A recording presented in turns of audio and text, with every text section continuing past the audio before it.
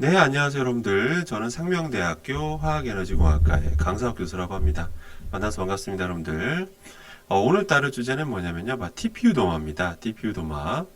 제 과거 영상을 보시면 제가 이런 주제를 다뤘었어요. 안전한 도마가 무엇인지에 대해서 여러 가지 도마를 비교 분석하는 영상을 남겼었는데요. 근데 제법 조회수가 좀 좋게 나오고 나서 많은 질문들이 쏟아졌는데요. 그때 어떤 그 질문이 제일 많았냐면 바로 이 TPU 도마입니다. 그래서 오늘은 이 TPU 도마에 대해서 한번 다루려고 합니다. 먼저 제가 처음 영상에서는 이 PP 플라스틱 단점이 뭔지 말씀드렸었죠. 그리고 나무 도마도 역시 뭐 장점도 있지만 단점은 그 세제가 많이 머금을 수 있다라는 그런 단점을 지적했었습니다. 뭐 실리콘 도마도 여러 가지 잔류 세제 문제에 좀 걱정할 필요 있다라고 말씀드린 바 있었고요.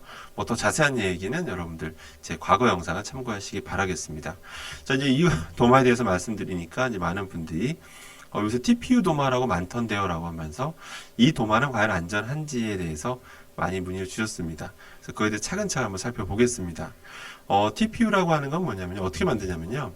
다이올이라고 하는 것과 그 다음에 다이아이소시아네이트라는 화학물질을 반응시켜서 만드는 건데요. 근데 이게 한 가지를 의미하는 게 아닙니다. 다이올도 굉장히 여러 종류를 지칭하는 걸 이제 통칭하는 말이라고 보시면 되고요. 다이아이소시아네이트도 굉장히 많은 종류를 지칭하는 말이다라고 보시면 돼요. 그래서 다이아이소시아네이트만 좀 예를 들어도 이 보시는 것처럼 여러 종류가 존재하고요. 이거 말고도 굉장히 다양한 종류들이 있다라 보시면 됩니다.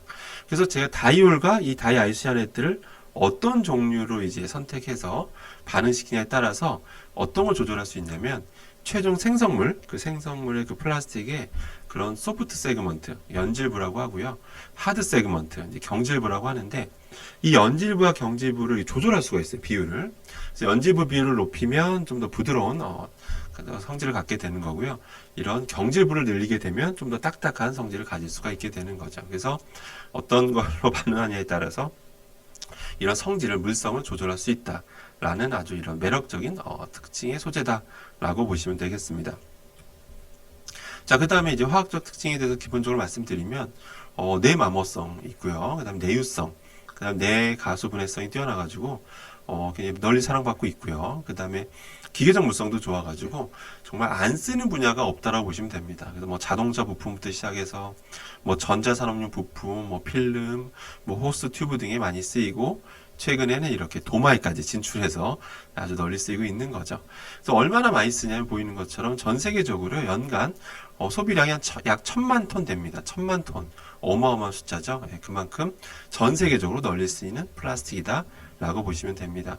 서론이 좀 길었는데요. 자, 그러면 과연 이 TPU란 소재가 이 도마에 쓰였을 때는 어떤 문제점이 있을 수가 있는지에 대해서 한번 차근차근 살펴보겠습니다. 먼저 첫 번째, 꽤 많은 분들 이걸 좀 지적하시는 경우가 좀 있어요. 화재가 났을 경우 바로 시아나수소가 나올 수 있다. 실제 시아나수소가 나오긴 나와요. 시아나수소가 나오는 거 맞고요. 근데 이게 나오니까 이 도마가 문제가 있다라고 지적하는 경우가 있어요.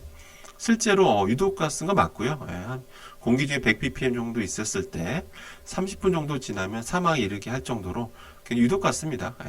자, 그런데 그거 여기까지 맞는 설명인데요. 그런데 이게 도마잖아요. 도마에 쓰였을 때잖아요.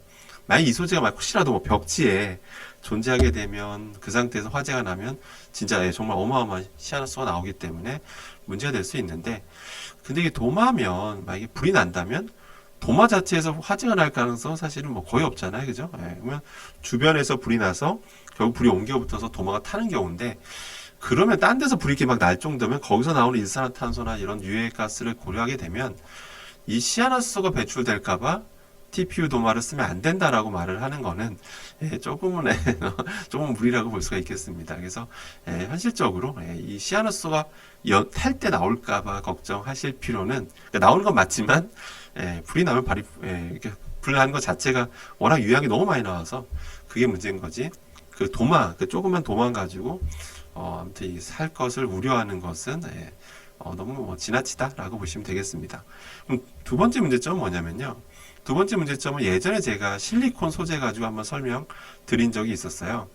실리콘 소재 같은 경우는 기본적으로 안전성이 뛰어나다라고 말씀드렸죠. 그래서 뭔가 기본적으로 어떤 우리가 일반적으로 뭐 뜨거운 밥을 담았다든지 뜨거운 음식을 담았을 때 뭔가 유해한 물질이 나온다든지 그런 건 없다고 말씀드렸어요. 그런데 이게 그 화학 특성상 세제가 일반 폴리프로필렌, 그 PP 플라스틱 도마에 비해서는 이런 세제 내 계면활성제가 좀 더 잘 달라붙어요. 그러다 보니까 제대로 헹구지 않고 대충 헹구게 되면 이 실리콘 소재 표면에 세제들이 좀 남아있을 수 있다고 말씀드렸죠. 그래서 실제로 그게 빠져나오는 것을 저희가 실제 실험 결과 확인한 바 있다고 했었습니다. 근데 TPU 소재도 똑같습니다. 네, 똑같아요.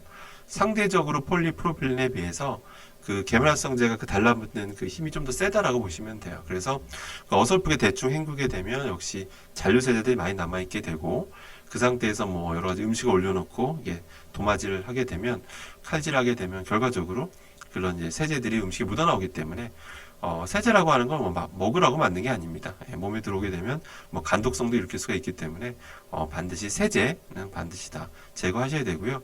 그러니까 좀 헹굼 시간 좀 충분히 가지시거나 아니면 좀 먹어도 되는 그런 세제들 있죠. 뭐 베이킹 소다라든지 뭐 그런 것들 친환경 세제라고 불리는 것들로 세척하는 것도 한 가지 방법이다라고 보시면 되겠습니다.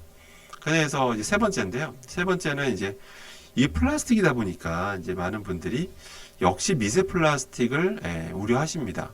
미세 플라스틱이 나오는 것은 아닌지 많이 우려되실 텐데요. 근데 결론부터 말씀드리면 이게 초기, 그 사용 초기에는 미세 플라스틱을 걱정할 필요는 없습니다. 얘 화학적 특성을 고려해 봤을 때 일반적인 도마질에서 뭐 도마질 할 때마다 칼질할 때마다 뭐 과량의 미세 플라스틱이 발생해서 그것이 뭐 우리 음식에 엄청나게 쏟아져 나오고 막 그러기는 쉽지 않고요. 쉽지 않습니다. 그런데 문제는 근데 이게 플라스틱이다 보니까 이 고분자라고 하거든요. 이 고분자 조직이 시간 지나면 분해 현상이 일어날 수밖에 없어요. 분해 현상이 또 조금씩 일어날 수밖에 없습니다. 분해 현상이 일어나게 되면 사슬이 조금씩 끊기는 게 생겨요. 그러다 보니까 이게 그 상태에서 칼질하게 되면 조금 더 많은 그때부터 미세 플라스틱들이 발생하기가 되게 수월한 조건이 되기 때문에 그러니까 좀 환경을 생각하신다고 하셔서 보통 무조건 오래 써야지 이런 생각을 하시는 것보다 일단은 우리 몸에 직접 유입되는 걸 막는 게 중요하잖아요. 그래서 이게 되게 뭐 내구성이 좋은 소재지만 그래도 정기적으로 교체해 쓰시는 게 굉장히 중요합니다. 그래서 교체 주기에 대해서 많이 여쭤보시는데요. 근데 이게 뭐 6개월이다, 1년이다 이렇게 말할 수가 없는 게 이 사람마다 이 사용하는 그 환경이 다르죠. 어떤 분은 하루에 3번씩 쓰는 분, 하루에 5번씩 쓰시는 분도 있을 것이고 하루에 한 번도 안 쓰시는 분도 계실 거기 때문에 다들 사용 환경이 다르죠. 그래서 보통 흠집이 좀 어느 정도 생겼다 싶으면 미련 없이 교체해 사용하시는 것이 가장 바람직하다고 보시면 되겠습니다. 그래서 결론입니다. 결론은요. TP 도마에 대해서 화재 시 유독가스 때문에 걱정된다. 근데 그거는 이제 화재가 아까 말씀드린 대로 유독가스 나오는 건 맞는데, 근데 현실적으로 그렇게 걱정할 것은 아니다라고 말씀드릴 수 있고요.